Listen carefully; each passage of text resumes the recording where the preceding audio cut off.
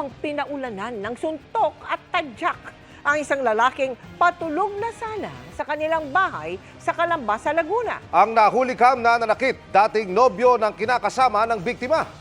Naospital ang lalaki at kalaunay binawian ng buhay.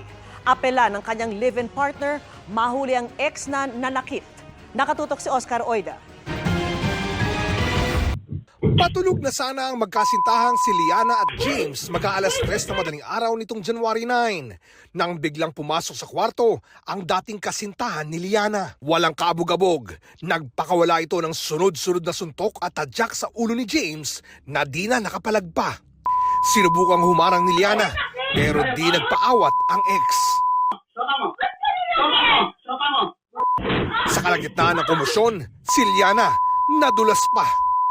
Sunod-sunod po. Na unang pagkabira niya, as hindi niya po talaga tinigilan. Hanggang sa naggagano na po siya, nagsisipa. Mukhang nakainom po siya noon, nung time na yun. Ayon kay Liana, 2 taon na raw silang hiwalay ng kanyang ex. Pero noon pa man, kahit pa daw noong panahong ipinagbubuntis pa niya ang kanilang anak, sadyang magaan na ang kamay nito. Yung parang sasakalin, ganun, itutulak, ganun. Buntis ka nun? Opo, buntis po ako noon. Ang 21 anyos na biktima na si James Deus Tixon, naisugod pa ng ospital. Nakapagdiwang pa ng birthday habang nakakonfine noong January 11. Pero nitong January 14, tuluyan na siyang binawian ng buhay sa pagamutan. Ano ho, yung sabi niya, Mama, hihiga na ako. Doon ho siya talagang inatake. Hihiga siya ay medyo nantirik ho siya at nanigas yung mga kamay. Sa isang iglap, naglaho ang mga pangarap nito sa kanyang pamilya. Ang balak ho talaga niyan, mag-ibang bansa. Yun ho ang kanyang pangarap. Para sa kumbaga, maiahon din kami sa kahirapan. Ang masaklap pa, bukod sa matinding sama ng loob, patong-patong na utang sa ospital at sa pagpapaburol ang iniwan ng pangyayari sa kanila. Ang gusto ko lang, sir, talagang mahuli na yung gumawa niya sa kanya. Yun lang, sir. Sa ngayon, pinaghahanap pa ng Calamba Police ang suspect. Kasabay nito ang pagsasaayos ng karampatang kaso laban dito. So initially the complaint doon sa nasa barangay level dahil ang initially is physical injury. But since the expiration of the victim, magpo-file tayo ng murder case dito. Kumpleto na yung folder natin but we need to await for the dun sa mismong complainant natin para ma-file to, dadalhin namin sa court ito. Pagbayaran niya yung mga ginawa niya sa tao dahil walang kamuang biglang mawawalan ng buhay neto ng dahil sa kanya. Para sa GMA Integrated News, Oscar Oida, nakatutok, 24 oras. Bangkay namang natagpuan sa Pinyahan sa South Cotabato ang isang babaeng 15 anyos na napaulat na nawawala nitong Lunes. Hinihinala pang siya'y ginahasa. Nakatutok si Efren Mamak ng GMA Regional TV. Napahagulhol na lang ang ginang na ito nang matagpuang patay ang kanyang 15 anyos na anak na babae sa gitna ng Pinyahan sa Pulumulok South Cotabato umaga kahapon. Lunes pa hinahanap ang biktima nang hindi siya nakauwi sa bahay nila sa Barangay Landan. Matapos ng 3 araw, natagpuan siya sa Pinyahan na maraming sugat sa ibabang bahagi ng katawan ayon sa tiyuhin nito. Nagkulob siya. Tapos wala na mo nakita giganay puro na sa Madiandre kaya binamog gidungga ba. Kaya nagkulob na siya kaya iyang likod wala may tatsa. Puro na diri sa iyang mga hawak o diri niya puro na ni puro na samad. Hinala ng pamilya, ginahasa ang biktima. Nahubo na ni iyang shirt. Siguro nagdagan siya kay iyang shirt na kumbaga ba nasangit sa duwa ka tiil niya. Dagan siya. Tapos nadagma guro mo to naabtan dito ni siya tiwasan. Ayon sa pulisya, sa pahayag ng mga kamag-anak ng biktima, hindi nagpaalam sa kanyang mga magulang ang dalagita na dadalo sa isang selebrasyon at maliligo sa isang resort. Hawak na ng mga otoridad ang 2 lalaking sospek na barkada o mano ng dalagita. Ang isa, 22 anyos na rider na siyang sumundo sa biktima at nagdala nito sa Pinyahan. Ang ikalawa, 26 anyos na naghihintay sa kanila roon. Prior to that incident, kangkas ng isang suspect natin yung victim. Talagang pinagplanuhan ng dalawa at para ma-satisfy sila dun sa kanilang intensyon. Ayon sa PNP, itinanggi ng mga sospek na may kinalaman sila sa krimen. Ngunit nakitaan ng mga pasa ang isa sa kanila. May mga bruises na hindi nila ma-explain saan galing. So matugma-tugma po natin. Kasong homicide pa ang isasampang kaso laban sa mga sospek. Hinihintay pa ang autopsy result para malaman kung ni-rape nga ang biktima. Patuloy ang investigasyon ng mga otoridad. Ilalim na rin sa inquest proceedings ang dalawang suspects na kinukuhanan pa ng pahayag.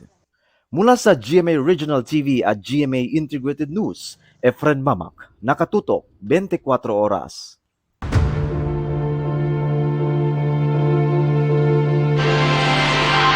Kinasuhan na rin ng ombudsman sa Sandigan Bayan si dating Senador Bong Revilla at 6 na iba pang opisyal ng DPWH. Kaugnay po yan sa halos 93 million peso Ghost Flood Control Project sa Pandi, Bulacan. At nakatutok live si Jonathan Anda. Jonathan. Vicky, nahaharap na naman sa kasong katiwalian si dating Senador Bong Revilla. Siya na po ngayon ang pinakamataas na opisyal na kinasuhan ng ombudsman kaugnay sa maanumalyang flood control project sa bansa. Ang ugat ng kanyang kaso, umano'y ghost project sa Bulacan.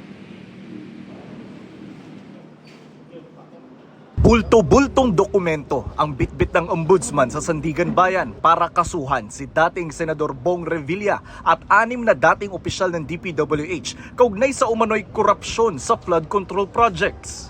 The Office of the Ombudsman determined that there exists probable cause to file criminal charges against several officials of the DPWH Bulacan 1st District Engineering Office and Senator Ramon Bong Bautista Revilla Jr.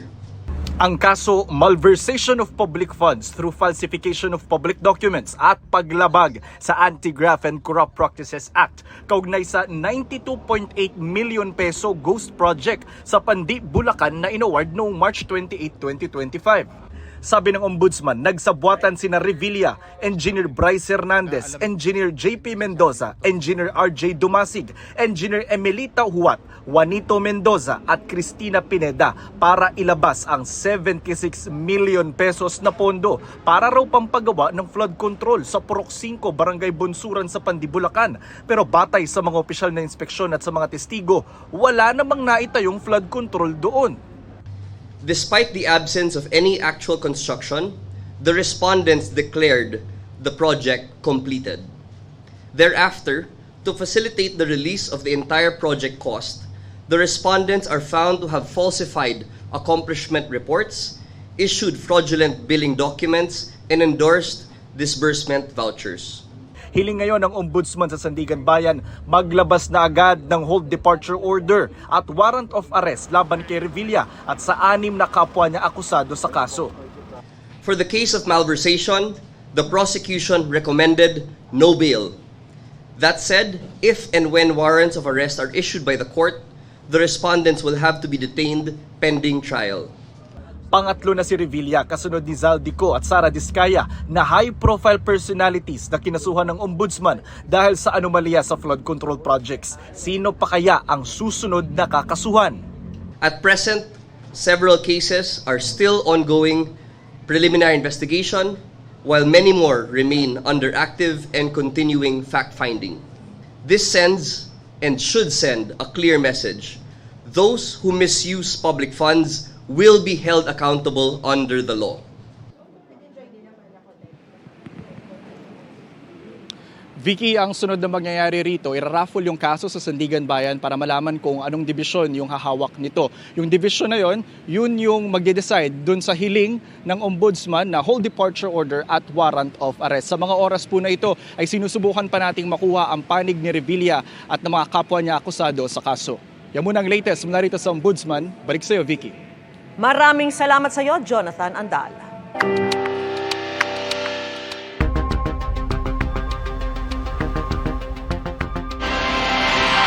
Ipinaaresto na rin ng Korte sa Lipa, Batangas si Atong Ang at 20 iba pa. Kaugnayan ang pagkawala naman ng 6 na pinagbibintangan umanong ng daya sa sabungan doon. Tinawag namang unethical ng Justice Department ang mungkahi ng abogado ni Ang na huwag itong sumuko habang gumagawa pa ng legal na hakbang. Nakatutok si Darlene Kai. Inisyuhan na rin si Charlie Tiuhay Ango Atong Ang ng arrest warrant ng Lipa RTC Branch 13 para sa 6 counts ng kasong kidnapping with homicide. Kaugnayan ang pagkawala naman ng 6 na pinagbintangan umanong nandaya sa AA Cobra Game Farm sa Lipa, Batangas. Base sa dokumento mula sa Department of Justice, naganap yan noong January 2022. Ayon sa magkapatid na patidongan na tumatayong state witness, tinali, piniringan at dinala sa isang farm sa Talisay, Batangas na pag-aari umano ng isa sa akusadong pulis na si Joey Natanawan Encarnacion. Bukod kay Ang, 20 iba pang kapwa akusado ang pinaaresto kabilang ang ilang pulis. 16 sa kanila ay kasama rin sa mga inisyuhan ng arrest warrant ng Santa Cruz RTC Branch 26 ng Laguna. Para naman sa pagkawala ng 19 na huling namataan sa sabungan ni Ang sa Santa Cruz, Laguna. Kaya mula sa 2 korte na ang mga dalang arrest warrant ng Mandaluyong Pulis nang balikan ang address ni Ang sa Mandaluyong City kanina. Susundin po natin yung police operational procedure po.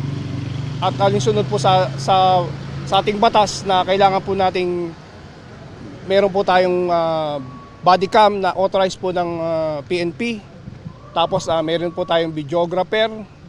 Tapos po is mga pulis po na naka-uniform po. Yun po yung... Tsaka thorough search, sir, no? Opo, thorough search po. Pero 3 pulis lang ang pinapasok sa loob. Hinalughog nila ang gusali habang nakasuot ng body-worn camera at iba pang alternative recording device alinsunod sa utos ng korte. Pero wala pa ring natagpuan ang mga pulis. Dahil po yung address po na nakalagay po dito sa warrant of arrest, kaya doon po tayo mag-search. Although po na-implement na po namin to sa ibang branch po, ng branch 26 po, Santa Cruz, Laguna. Kasi po ma'am, ito po ay kailangan naming implement kasi mag-return po kami ng warrant sa branch 13, Lipa City, Batangas po. Hinarap lang sila ng abogado at ilang tauhan ni Ang. Paano po yung gagawin ng Captain Mr. Atong Ang in compliance with the Lipa warrant of arrest? Right now, please direct all your concerns to his lead counsel, Attorney Villarreal. Ayon sa lead counsel ni Ang, hindi pa niya nakikita ang warrant mula sa Lipa Court. Sa ngayon, pinayuhan niya si Ang na huwag munang sumuko sa mga otoridad habang ginagawa ng legal team ang lahat ng legal na hakbang sa korte. Pero ayon sa Justice Department, dapat sundin ang warrant of arrest. Ang mungkahing huwag itong sundin ay hindi lang maling payo kung hindi yan ethical umano at maaring isang krimen. Bigo uli ang Mandaluyong City PNP na matagpuan sa property na ito sa Barangay Mauway, Mandaluyong City ang negosyanteng si Charlie Atong Ang. Pero sinisiguro nilang mahigpit na babantayan itong lugar. 3 kapwa akusado naman kaugnay ng kaso sa Lipa RTC ang naaresto na ng PNP CIDG. Meron tayong naidagdag na 4 doon sa naunang warrant of arrest. So 3 dito ay accounted na natin at ongoing yung effort natin doon sa isa. At saka kay of course kay Charlie Atong Ang.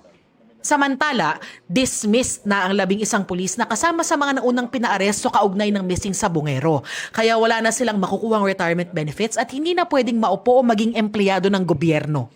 Inirekomenda namang i-dismiss si Brigadier General Romeo Macapas na kinasuhan ng magkapatid na patidongan. Yung pong totality po ng kanilang mga ginawa, yung pong pagkuha ng mga cellphone, yung pag-aresto sa mga vital witnesses, meron pong obstruction of justice doon yun po yung mga witness Bakit natin pipigilan, bakit natin nahawakan ng mga cellphone na may mga lamang ebidensya, bakit natin tatanggalin ng mga ebidensya? Para sa GMA Integrated News, Darlene Kai, nakatutok 24 oras.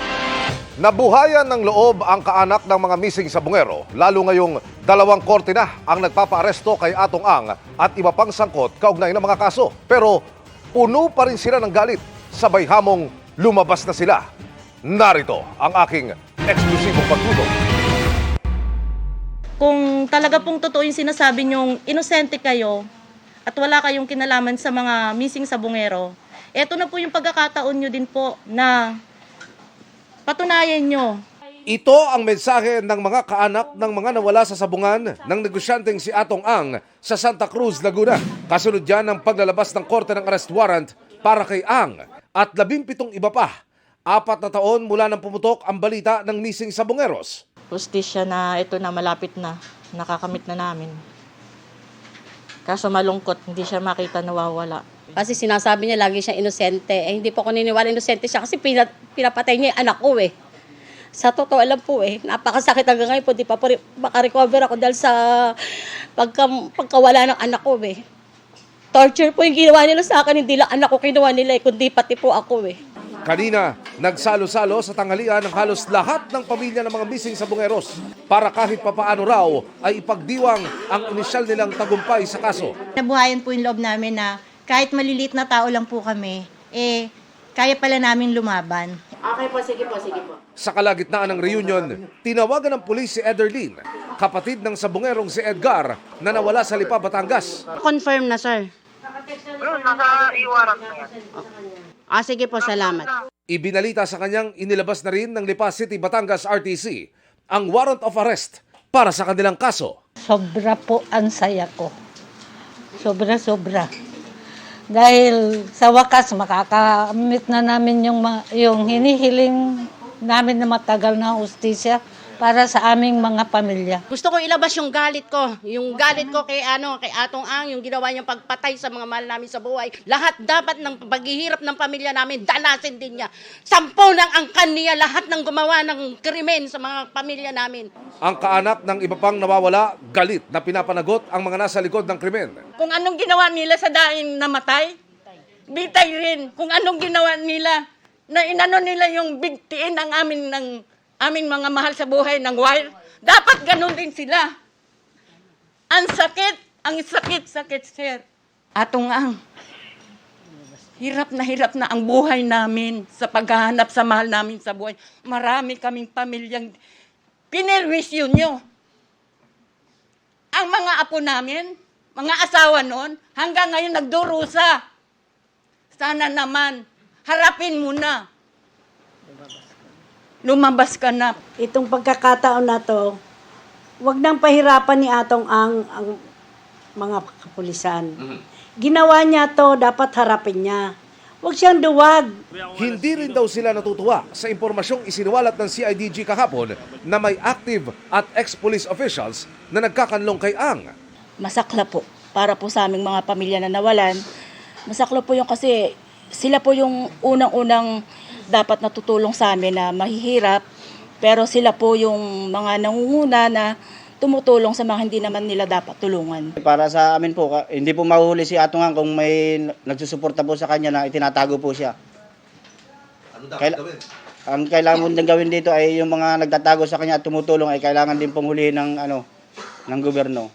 Ay paano mahuhuli yun ay tinatago nila. Sana tutukan po nila yung paghahanap po nilang tigilan hanggat hindi po mahuhuli po si Atong Ang. Masakit po para sa amin na ang dapat na tumutulong sa mga katulad namin kami yung mga pinoprotektahan, pero yung kung sino pa yung masamang tao, yun pa po yung kanilang pinagtatanggol.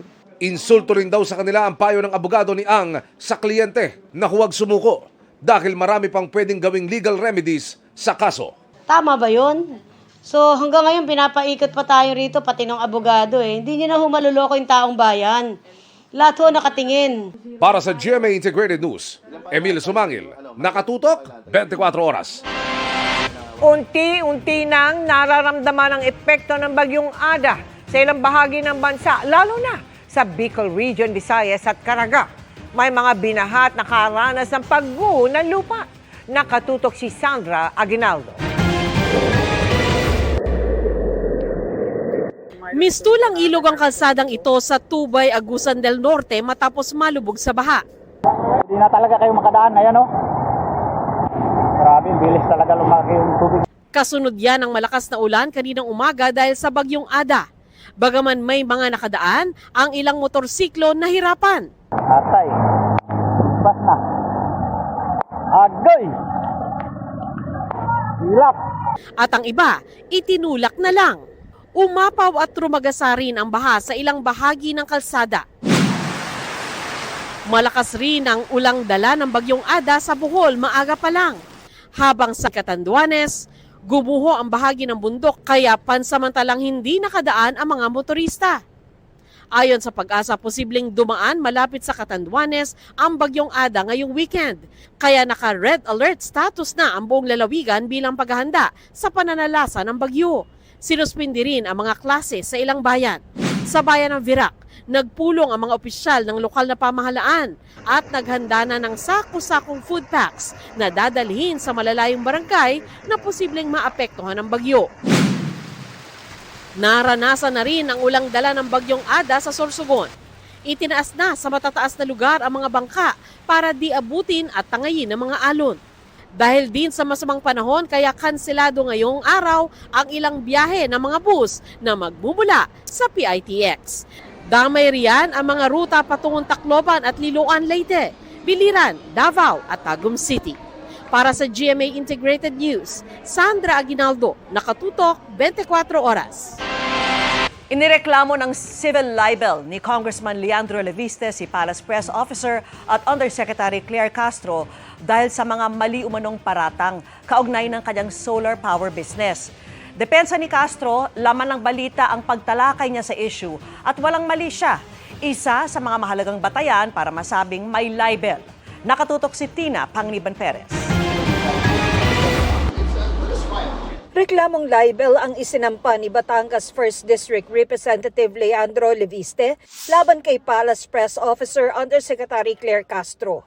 Kaugnay ito ng anyay mga maling paratang laban sa kanya tungkol sa solar power business ni Leviste sa mga vlog ni Castro. Tayo ay narito ngayon sa Balayan Regional Trial Court para mag-file ng kaso laban kay PCO Undersecretary Claire Castro dahil sa kanyang libelous statements tungkol sa aking solar business. Hindi ko po binenta ang prangkisa dahil wala akong kumpanyang may prangkisa na binenta ko. Ang binenta kong kumpanya ay walang prangkisa. Ang ating categorical answer sa inyong tanong ay wala pong paglabag sa batas, lalong-lalo po dahil i-disclose ko po itong lahat. Ayon kay Leviste, ipso facto revoked o wala na ang prangkisang ibinigay ng Kongreso sa kanyang kumpanyang solar para sa bayan. 2022 pa lang daw kasi, tumigil na ang operasyon ng kumpanya. Nawala na rin daw anya ng saysay ang ibinigay sa kanyang prangkisa nang ipasa ng Kongreso noon ding 2022 ang Microgrid Systems Act. Ang sabi ng kanyang abogado, tinarget daw si Leviste. Ito po ay hindi lamang exercise ng freedom of expression ng isang journalist o isang pangkaraniwang mamamayan. This is a targeted attack against Congressman Leviste for being a critic of the government. Civil complaint lamang ang inihain ni Leviste na walang parusang kulong. Ang hinihingi niya, kabayaran sa danyos na 110 million pesos at pinasasagot kay Castro ang 1 million pesos na attorney's fees. Maaawa naman po ako kay Yusek Claire Castro kung siya po ay kaagad makulong. Sa tingin ko po, ang ating unang hakbang ay isang civil case. Nang tanungin kung kakasuhan din ba niya si Ombudsman Jesus Crispin Remulla dahil may mga pahayag din ito kontra kay Leviste at sa kumpanya nito, sabi ni Leviste na hindi dahil kaibigan si Remulla ng kanyang inang si Senator Loren Legarda. Humirit dito si Castro.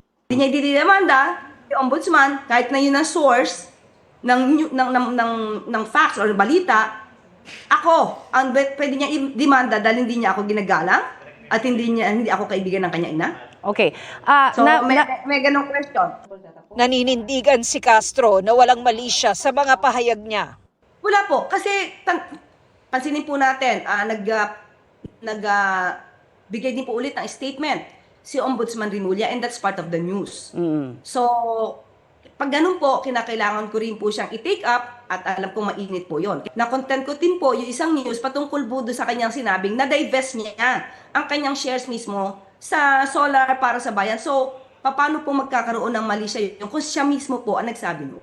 Sabi pa ni Castro, hindi pinupolitika si Leviste. Ito pamumulitika, kailangan din po kasi itong malaman ng bayan, kailangan din po siyang managot kung dapat siya may panagutan sa kanyang obligasyon dahil kung di tayo nagkakamali, nadinig ko po kay Secretary Garin, parang 12,000 households ang naapektuhan po nitong hindi di umanong pag-deliver ng kanyang obligasyon. Para sa GMA Integrated News, Tina Panganiban Perez, nakatutok 24 oras. Tila nanumbalik sa mga Cebuano ang bangungot ng Bagyong Tino dahil muling nalubog sa baha ang ilang lugar sa probinsya dulot ng Bagyong Ada. Dagdag alalahin pa ang paghahanap ng bagong evacuation center dahil dati nang inabot ng baha ang kanilang pinaglilikasan. Nakatutok si Nico Sereno ng GMA Regional TV. Makikita sa video ang pagtaas ng level ng tubig sa Lusaran River sa Cebu City dahil sa pag-ulang dala ni Bagyong Ada. Kasamang naanod ng malakas na agos ng tubig sa ilog ang backhoe na ginamit sa ginagawang flood control project sa lugar. Kaya minabuti ng mga residente na lumikas na mula sa kanilang mga bahay. May mga na-trauma kasi sa nangyari noong Bagyong Tino kung saan maraming lugar ang nakaranas ng malawakang pagbaha. Labaw pa tong Tino, ma'am. Uy, mura mamig na truma-truma na ani, ma'am, kay pag Bagyong Tino. Survivor ba, Miss Bagyong Tino, ma'am. Hindi rin daw ligtas gawing evacuation center ang paaralan at ang gym sa barangay dahil kasama ito sa mga lugar na binaha noong Bagyong Tino. Ayon sa kanila, maghahanap sila ng pansamantalang malilipatan. Kanang sa barangay ba, kanang tanan na lang unta, bakwit na lang unta, kay kusog pa magyong uwan. Ramdam din sa Trans Central Highway sa Balamban, Cebu ang masamang panahon ngayong araw. Para sa GMA Regional TV at GMA Integrated News, Nico Sereno, nakatutok 24 oras.